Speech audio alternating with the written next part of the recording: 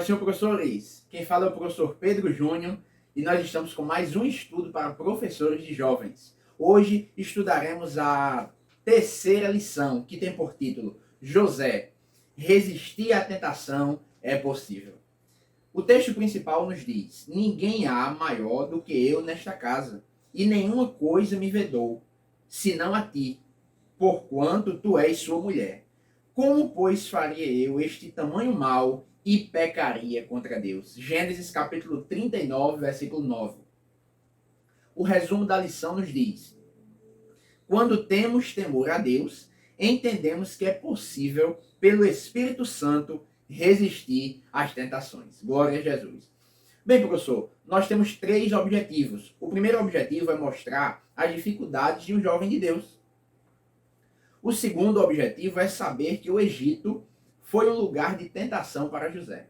E, por fim, compreender que o Egito também foi um lugar de restauração para José. O texto bíblico, que é a base para essa lição, está escrito no livro do Gênesis, capítulo 39, versículos do 7 ao 20. É importante que você faça essa leitura com os seus alunos. Queremos frisar aqui tão somente 3 versículos, 10, 11 e 12, que diz: e aconteceu que, falando ela cada dia a José, e não lhe dando ele ouvidos para deitar-se com ela e estar com ela, sucedeu no certo dia que veio à casa para fazer o seu serviço. E nenhum dos da casa estava ali. E ela lhe pegou pela sua veste, dizendo: deita-te comigo. E ele deixou a sua veste na mão dela, e fugiu e saiu para fora. Esses são versículos-chave para a compreensão do texto. A título de introdução, professor, nós podemos mostrar aos nossos alunos que nesta lição nós veremos o exemplo de um homem de Deus, por nome de José, personagem do Antigo Testamento, que, diferente de Adão e Eva, ele decidiu não ceder à tentação, mas resistir, vencer a tentação. Então, é possível vencermos as tentações. Então, esse é o nosso primeiro exemplo, de um exemplo positivo de resistência à tentação. Então, nós podemos abrir a lição a título de introdução desta maneira. Nossa lição tem 3 pontos. O primeiro ponto são as dificuldades de um jovem de Deus. O segundo ponto da lição, o tópico, tem por título Egito, o lugar da tentação. E o terceiro e último ponto tem por título Egito, o lugar da restauração. Glória a Jesus. Então, querido professor, no primeiro ponto, ele se divide em 3 subtópicos. Um filho nascido em uma casa dividida, um filho detestado por seus irmãos e um filho fora de casa. Então aqui é importante você falar da história de José. Situe os seus alunos da história deste personagem. Por exemplo, José, ele é bisneto de Abraão. Então Abraão gera Isaac, Isaac gera Jacó e Jacó gera José. E gerar aqui, logicamente, quem gerou foram as mães, mas no sentido da descendência, ok? Então, José é filho de Jacó, neto de Isaac, bisneto de Abraão. Olha que interessante, vamos situar os nossos alunos, porque é possível que muitos já tenham aceitado Jesus na idade já da adolescência. Nem todos nasceram em berço evangélico. Então, nem todos conhecem essas histórias, que nós, que nascemos em berço evangélico, conhecemos desde muito novos. Então, é importante você situar os seus alunos da história. Quem era José? Peça ainda que os seus alunos leiam a história no decorrer da semana. É importante que eles leiam onde está a história. Gênesis capítulo 37, aí pode pular o 38, foca no 39, 40 e 41. Pelo menos esses 4 capítulos de Gênesis, 37, 39, 40 e 41. E aí nós sabemos que a história de José perpassa ou continua até o capítulo 50 de Gênesis, mas esses 4 capítulos são suficientes para termos uma compreensão melhor. Então, professor, para além dessa questão histórica que você pode levantar, sobre os ascendentes de José, é importante, professor, que você frise os males causados por um casamento, uma união que foge do indicado por Deus. Veja bem, a família de José, que tem por pai Jacó, é uma família adaptada, porque muitos personagens do Antigo Testamento adaptaram, fizeram adaptações para acomodarem certas tradições do seu tempo. E isso fazia com que eles e seus familiares pagassem um preço muito caro. A própria lição vai citar o exemplo de Ana e Penina, ambas mulheres de Eucana. E aí todos nós conhecemos. Primeiro livro de Samuel, capítulo 1, versículo 7. Nós vamos ver que Penina humilhava Ana, porque Ana não gerava filhos. Então olha que confusão. Olha que rivalidade dentro de um mesmo lar. Porque o desejo inicial de Deus, e aí ele continua com esse desejo, com esse mandamento para o homem, é que o homem tenha uma só mulher. Porque senão Deus teria feito Adão e duas Evas. E aí você já pode frisar também que Deus não fez dois Adãos. Deus fez um Adão e uma Eva. Então, um ajuntamento homoafetivo não agrada ao Senhor. Um ajuntamento poligâmico ou bigâmico. E aí você pode explicar aos seus alunos o que seria a bigamia e a poligamia. São palavras encontradas na lição. E o relacionamento monogâmico. Então, um casamento monogâmico é aquele que o homem tem uma mulher, a mulher tem um único homem. Um parceiro apenas. Bigâmico, duas mulheres o homem tem. E aí o poligâmico, ou seja, a poligamia, é um homem que tem várias mulheres, por exemplo. E pode ser considerado vice-versa também, uma mulher que tem vários homens. Então, todas essas práticas dentro de um casamento, todos esses arranjos familiares, trazem males. E aí, nesse primeiro ponto, é importante que a gente frise isso depois da história. Porque os nossos jovens vão futuramente construir a sua família. Vão deixar pai e mãe e vão se unir, as meninas, com seus futuros maridos e os meninos, os jovens, com as suas futuras esposas. E como deve ser esse casamento? Aproveite, professor, para instruí-los. Um casamento monogâmico, heterossexual. Glória a Deus. Porque essa é a vontade de Deus. É só ir para o livro de Gênesis, quando Deus cria o homem e a mulher. Glória a Jesus. Então, quando quebramos o padrão de Deus para a união entre o homem e a mulher, há vários males. Há vários males. Então, ainda nesse ponto 1, para fechar, é importante que você frise, porque a revista passa muito rápido, você frise o que os irmãos de José fizeram com ele. Explique, vá para o texto, vá para a história. Explique do sentimento de inveja, da ira, da raiva que os irmãos de José sentiam dele por causa da túnica, por causa dos seus sonhos, porque ele era queridinho de Jacó. Então, explique isso, para além do que a lição está falando. Ok, professor? Essas são as dicas que nós deixamos para este primeiro ponto.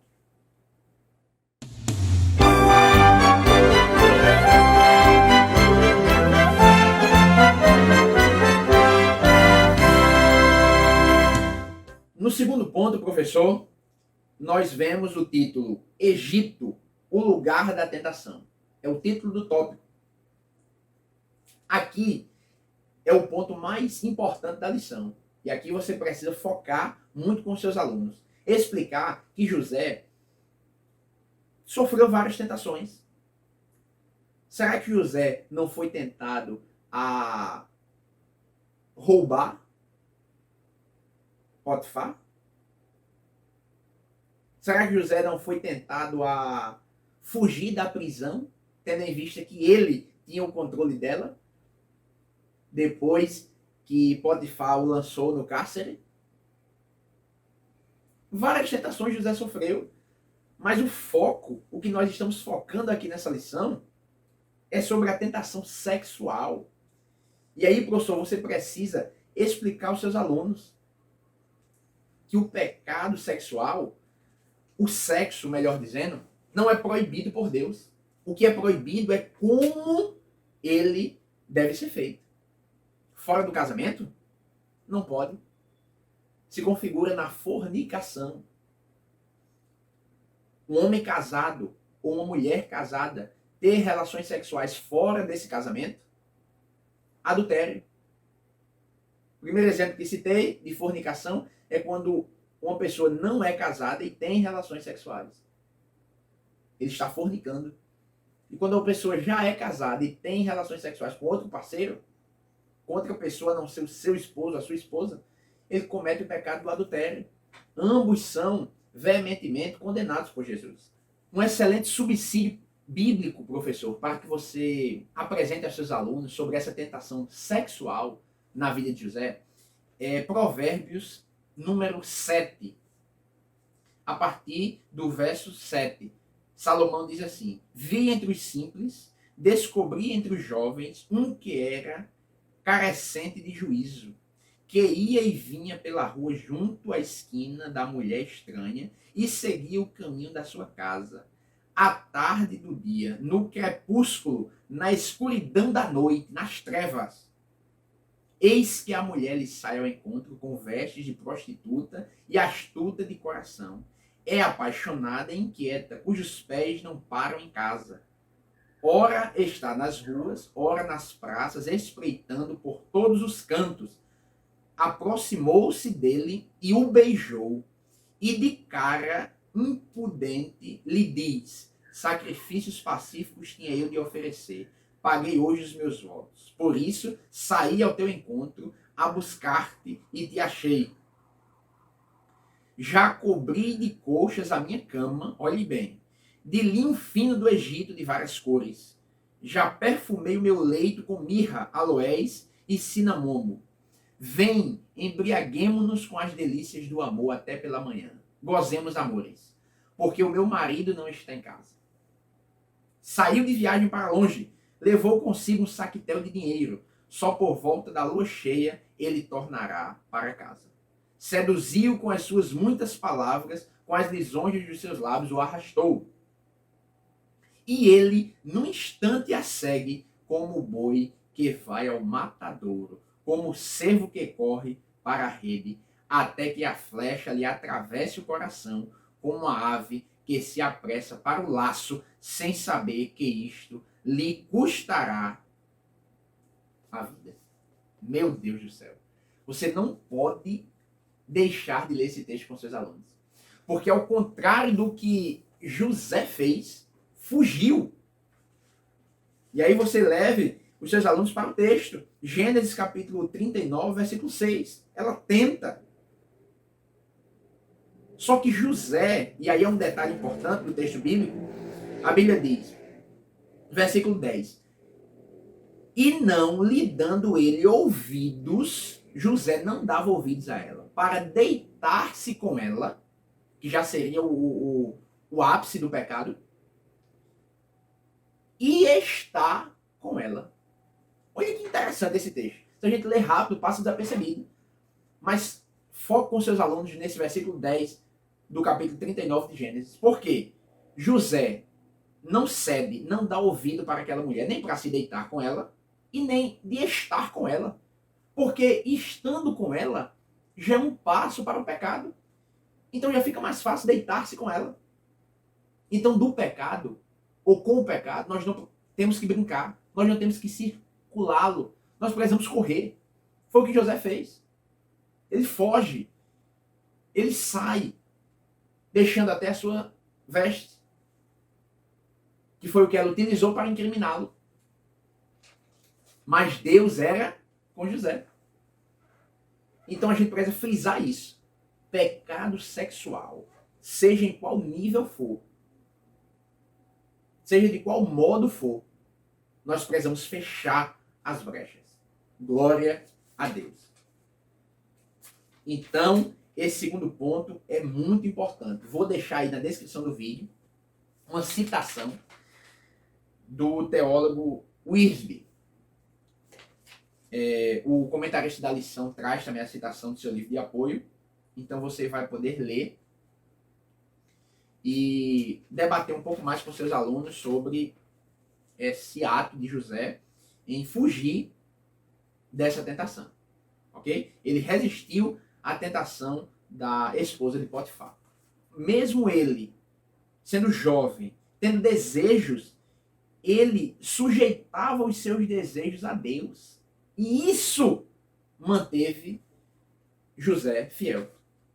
Então, nossos desejos precisam ser sujeitados aos desejos de Deus, às vontades de Deus. Porque não vivo mais eu, mas Cristo vive em mim. Então, essas são as dicas para o tópico 2.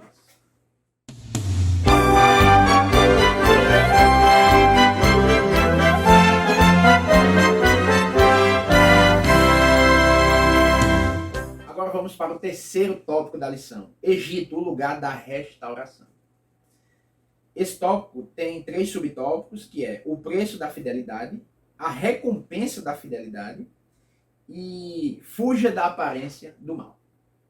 Então, professor, é importante nós deixarmos nossos alunos cientes que a história de José nos faz entender que muitas das vezes a nossa fidelidade tem um preço, exige de nós um preço que não necessariamente é fácil de pagar. Às vezes vai doer, mas é melhor ser fiel a Deus. Glória a Jesus. Por exemplo, José, ele era escravo na casa de Potifar. Mas agora, depois que ele resiste à tentação, depois que ele foge da mulher de Potifar, depois que ela pega a sua veste e o incrimina, depois que Potifar agora o lança na prisão, de escravo ele passa a ser prisioneiro. E aí a lição nos diz que um escravo ainda poderia sair de casa, comprar coisas para seus senhores, se socializava ali. Mas na prisão não. Lá estariam as piores pessoas acusadas de crimes bárbaros. E José agora estaria com eles, preso, sem poder sair. O preço da fidelidade. Então, ser fiel a Deus, muitas das vezes, significa percas terrenas. Significa que nós vamos perder algo aqui na terra, mas estamos ganhando no céu. Gênesis capítulo 39, versículo 2, versículo 3, versículo 21 e versículo 23. Nós sempre encontramos a expressão: o Senhor estava com José. Porque Deus está com aqueles que o servem com fidelidade. E aí, em meio a essa dificuldade, Deus o fez prosperar. Na casa de Potifar, um escravo próspero. Tudo que ele tocava dava certo. Potifar confia a casa, todos os seus bens na mão de José. Olha aí, glória a Deus. Só olharmos versículo 8 e 9 de Gênesis 39. Próspero na prisão. O chefe lá da prisão diz: ó, José, é contigo agora. Você é prisioneiro, mas está contigo aí. Organiza aí. Toma conta. Olha que coisa. Gênesis capítulo 39, versículo 21 ao 23. E depois, a vitória final, governador do Egito. É uma espécie de ministro da fazenda. Gênesis capítulo 41, versículo 39 ao 40. Ele estava firmado com Deus. Nós precisamos dizer aos nossos jovens que quando nós fechamos com Deus, quando nós seguramos a nossa fidelidade, Deus não nos deixa envergonhados. Ele firma com a gente também. Lembremos nós de Sadraque, Mesaque e Abednego. Numa situação diferente. Mas eles poderiam adorar outro Deus. Poderiam se curvar diante da estátua do rei. Mas eles dizem: não, não vamos adorar essa imagem. Nós só adoramos ao nosso Deus, o Deus de Israel, o Deus verdadeiro. Vão ser lançados na fornalha. Pode lançar. Pode lançar. E saiba de uma coisa, se Deus não nos livrar, ainda assim, nós morremos, mas não adoramos a outro Deus. Glória a Jesus. Então, nós precisamos destacar isso. A fidelidade, a nossa fidelidade para com o Senhor, de maneira nenhuma, é esquecida por Deus. E aí é o momento de fechar a lição encorajando os nossos jovens. Seja fiel, sejamos nós fiéis a Deus, porque Ele tem sido fiel para conosco.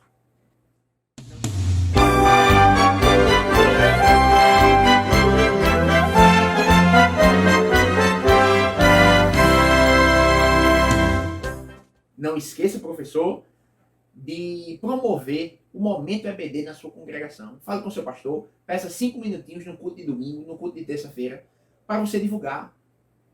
Olha, irmãos, nós estamos estudando sobre como resistir à tentação, o perigo das tentações.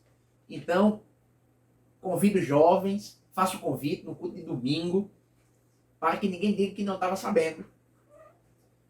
No domingo está todo mundo na igreja. Então peça ao seu pastor, momento EBD. 5 minutinhos para expor a lição e fazer o convite para todos os jovens da sua congregação participarem com você. Agora, dicas pedagógicas.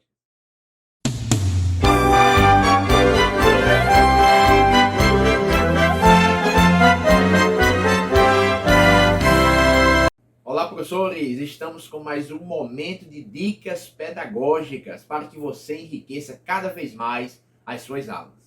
Então, professor, em primeiro lugar, nós queremos relembrar a nossa dinâmica trimestral. Sim, dinâmica esta que objetiva é envolver todo o trimestre.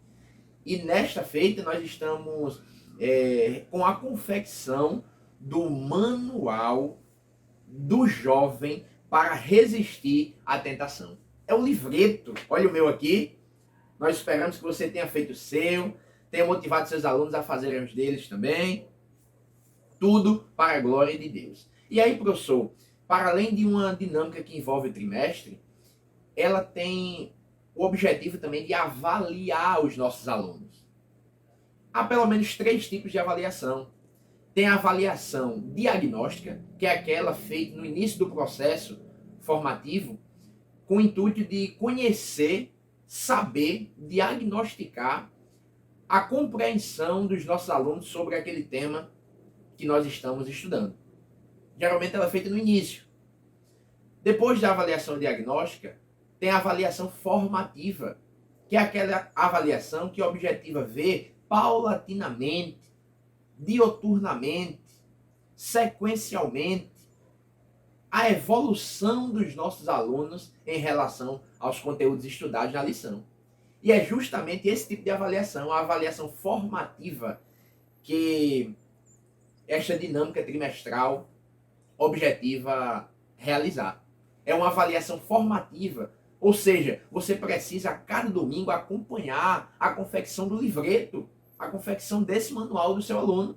Então você vai observar se o que ele escreveu está coerente com a lição, se faz sentido o que ele colocou ali no manual.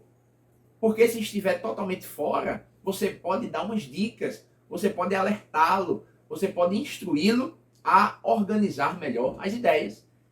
Então você vai estar por dentro, durante todo o trimestre, dos conhecimentos que seu aluno está tendo sobre o assunto estudado. Portanto, esta é a avaliação formativa. Não deixe de fazer esse livreto com seus alunos, professor. Vai ser uma bênção. E por último, nós temos a avaliação somativa, que é a famosa prova, por exemplo, ao final do trimestre, para ver todos os conhecimentos que os nossos alunos tiveram. Então, nós não focaremos na avaliação diagnóstica, nem na somativa. Por enquanto, não. Nós queremos que você foque na avaliação formativa, acompanhando o livreto, a confecção do livreto dos seus alunos. Ok? Aí você terá uma visão ampla sobre o processo de ensino-aprendizagem de cada um deles a partir do livreto. Então, não deixe de fazer. Como segunda dica pedagógica, nós queremos explicar a dinâmica da lição. E sim, a dinâmica trazida na lição. E para isso, professor, você já deve ter observado que a lição solicita que você apresente aos seus alunos um quadro extraído da Bíblia de Estudo, Aplicação Pessoal, da CPAD, na página 62. Então, professor, a dinâmica que a lição sugere é a seguinte: nós reproduzirmos a tabela ou quadro, né, que a lição traz e utilizar para mostrar aos alunos os êxitos de José, suas fraquezas e seus erros. Então você vai, junto aos seus alunos, observar os pontos fortes e êxitos na vida de José. Também fraquezas e erros. E também lições de vida. Não se restringe ao que esse quadro, essa tabela traz. Mostre aos seus alunos para além do que está posto aí. Tente aprofundar com eles mais detalhes da vida de José, para além das informações contidas nesse quadro, ok? Então essa é a segunda dica pedagógica. Como terceira dica pedagógica, professor, nós trazemos agora para você uma dinâmica que intitulamos de "O que essa imagem diz?". É uma pergunta. Você vai imprimir as imagens que também estão na descrição do vídeo. Nós organizamos algumas imagens para você. Aí você imprime, recorta cada imagem e vai mostrar ao final da aula, ok? No final da aula você começa a mostrar as imagens aos seus alunos. Aí você escolhe a sequência, tá certo? Você vai vendo ali, pode ser na sequência da história de José, ou pode ser de maneira desordenada mesmo, para fazê-los pensar rapidamente o que aquela imagem quer dizer. E aí eu vou explicar como funciona a dinâmica. Essa dinâmica permitirá a recapitulação de cenas e lições da vida de José. Então, professor, os alunos deverão ver as imagens que você estará mostrando para eles e relatar a cena e as lições que aquela imagem lembra. Um exemplo a túnica colorida de José. Você vai mostrar. É um exemplo que está aí. Seus alunos vão observar a imagem e precisam descrever a cena. Ah, essa cena aí aconteceu quando Jacó fez uma túnica de várias cores para José e entregou. E as lições? Por exemplo, às vezes quando nós ganhamos um presente diferente do que as pessoas ao nosso redor têm, possuem, nós podemos despertar nelas o sentimento de inveja. Então é importante que tenhamos muita sabedoria para lidar com essa situação. Olha aí, percebe? Então você vai usar cada imagem para instigar os seus alunos a relatarem ou descreverem a cena que aquela imagem se refere e as lições também que aquela imagem faz nos lembrar, ok? Então, que Deus abençoe, que você tenha um domingo muito dinâmico e produtivo, que seus alunos aprendam a palavra de Deus e saiam regozijados e felizes com o ensino. Não esqueça, professor, de compartilhar esse vídeo. Deixe o seu like também, para que nós possamos alcançar o maior número de professores. Não esqueça das nossas sugestões de livros para o trimestre. Não deixe de comprá-los, caso você possa adquirir, vai ser uma bênção para o seu ministério. A todos a paz do Senhor. Até o próximo estudo de professores, em nome de Jesus.